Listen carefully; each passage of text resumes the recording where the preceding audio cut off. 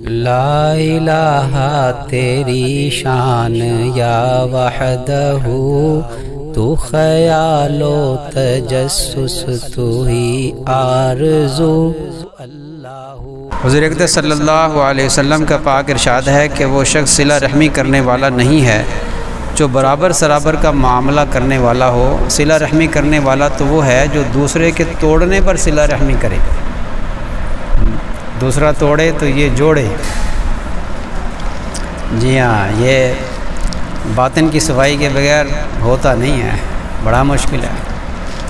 بالکل ظاہر اور بدیہی بات ہے، جب آپ ہر بات میں یہ دیکھ رہے ہیں کہ جیسا برتاؤ دوسرا کرے گا ویسا ہی میں بھی کروں گا، تو آپ نے کیا صلہ رحمی کی؟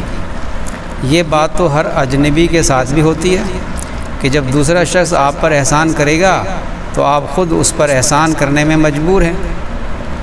صلہ رحمی تو در حقیقت یہی ہے کہ اگر دوسرے کی طرف سے بے التفاتی، بے نیازی، قطع تعلق ہو تو تم اس کے جوڑنے کی فکر میں رہو،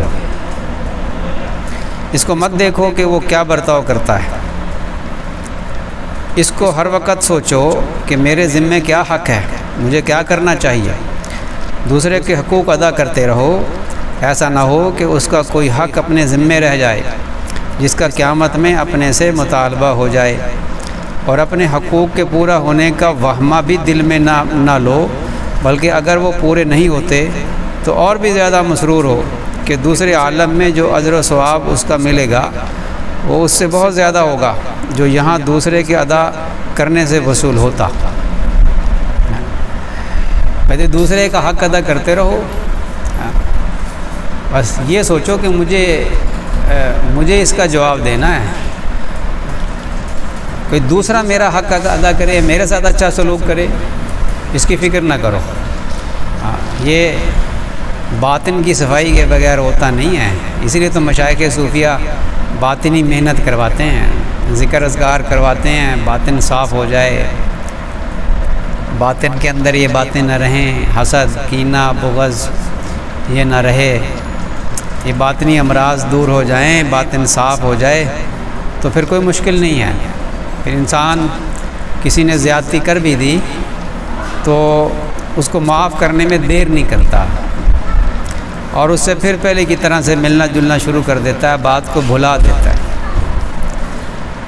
یہ وہی کرتا ہے جس کا باطن صاف ہو، تصفیہ قلب ہو، تزکیہ نفس ہو۔ تکبر انسان کو بہت سی نیکیاں نہیں کرنے دیتا، اور بہت سے جو ہے وہ حقوق کو چھوڑنے نہیں دیتا کہ میرا حق، بس مجھے تو اپنا حق چاہیے، میں اس کے اوپر کیوں احسان کروں کہ وہ اس نے کبھی ہمارے لیے کچھ کیا ہی نہیں۔ یہ کیا بات ہوئی؟ مجھے تو حکم ہے کہ میں اس کے حق اس کے لیے کرتا رہوں اور اس سے کچھ امید نہ رکھوں۔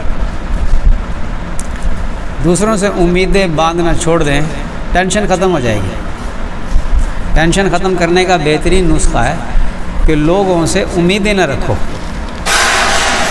شادی ہوتی نا تو میاں بیوی آپ سے ایک دوسرے سے بڑی امیدیں باندھ لیتے ہیں اور اچھی خاصی بلکہ خواب دیکھتے ہیں، تمنائیں ہوتی ہیں، بڑی آرزویں ہوتی ہیں، کچھ ذرا حد سے زیادہ ہی توقعات باندھ لیتے ہیں۔ پھر کیا ہوتا ہے، اب وہ جو دلہا میاں ہوتے ہیں وہ کہتے ہیں میری بیوی آئے گی تو وہ میرے ساتھ جو ہے وہ اس طرح میری خدمت کرے گی، اس طرح کرے گی، وہ شیخ چلی کی طرح وہ اپنے اندر نا کچھ آرزویں بنائے پھرتا ہے شیخ چلی کی طرح، اور جب وہ اس کے خلاف دیکھتا ہے تو پھر دل برا ہوتا ہے اس کا۔ اچھا، اسی طرح وہ جو دلہن آتی ہے وہ بھی جناب بڑی اس کی آرزویں ہوتی ہیں، اور اس نے بھی خواب دیکھے ہوتے ہیں، میرا میاں جو ہے میرے ساتھ ایسا کرے گا، ایک آئیڈیل بنایا ہوتا ہے نا اپنے دل و دماغ کے اندر۔ پھر جب اس سے وہ توقعات نہیں ہوتی تو پھر دل ٹوٹتا ہے۔ اگر یہ سوچ یہ ہو جو ابھی یہ ہم نے حدیث میں پڑھا ہے کہ مجھے اس کا حق ادا کرنا ہے، مجھے اس کا حق ادا کرنا ہے، مجھے حق سے بڑھ کر دینا ہے، مجھے اس کی رعایت کرنی، مجھے خیال رکھنا ہے، اور اس سے توقعات نہیں رکھنی تو پھر ٹینشن بھی نہیں ہوگی اور باطن کی صفائی بھی ہوگی، پھر اور ترقی بھی ہوگی، اللہ تعالیٰ کے ساتھ خاص تعلق بھی بنے گا، لڑائی جھگڑے بھی نہیں ہوں گے۔ سارے لڑائی جھگڑے ہوتے ہیں کہ اس نے میرا حق نہیں ادا کیا، یہ نہیں سوچتے کہ میں نے اس کا کتنا حق ادا کیا، اس لیے گھروں کے اندر لڑائیاں جھگڑے ہوتے ہیں۔ یہاں فرمایا ہے کہ وہ شخص جو ہے صلہ رحمی کرنے والا نہیں ہے جو برابر سرابر کہ بھی اس نے میرا حق ادا کیا تو میں بھی کروں گا، اس نے میرا حق ادا نہیں کیا تو میں بھی نہیں کروں گا، یہ صلہ رحمی نہیں ہے۔ صلہ رحمی یہ ہے کہ دوسرا توڑے تو تم جوڑو، جو تمہیں محروم کرے تم اس کو عطا کرو۔ اور یہاں حال یہ ہے کہ معمولی سی بات پہ ایسا قطع تعلقی کرتے ہیں کہ بس ساری عمر گزر جاتی ہے، اتنا تکبر ہوتا ہے۔ اور قطع تعلقی کرنے پر اعمال کا اجر روک لیا جاتا ہے، آسمانوں میں جب پہنچتا نہیں ہے روک لیا جاتا ہے، جب تک یہ صلح نہیں کرے گا اس کے ساتھ فرشتوں کو حکم ہوتا ہے کہ اس کے اعمال کو اوپر مت لے کے جاؤ، لٹکے رہیں گے، وہ لٹکے رہیں گے۔ اس لیے عقل مند انسان وہ ہے جو صلہ رحمی کرتا ہے، صلہ رحمی کو سمجھتا ہے اور پھر صلہ رحمی کرتا ہے، دوسرے کا حق ادا کرتا ہے۔ ایک تو اللہ تعالیٰ کے ہاں سرخ روح ہوتا ہے اور دوسرا ٹینشن والی اور ڈپریشن والے مرض سے بھی بچتا ہے بس۔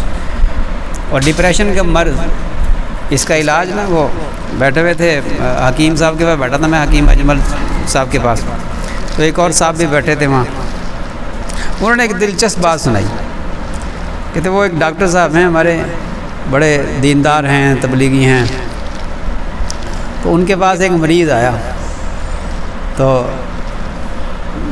ٹینشن، ڈپریشن اور کیا کیا مرض اپنا بتا رہا تھا۔ کہتے ہیں ڈاکٹر صاحب نے ان سے پوچھا کہ یہ بتائیں کہ آپ اپنے چاچا، ماما، تائے، خالہ، پھوپھی، بہنیں، بھائی، ان سے ملاقات کیے کتنی دیر ہو گئی؟ کہنے لگے جی بڑی دیر ہو گئی، بہت عرصہ ہو گیا، تو مصروفیت اتنی ہے۔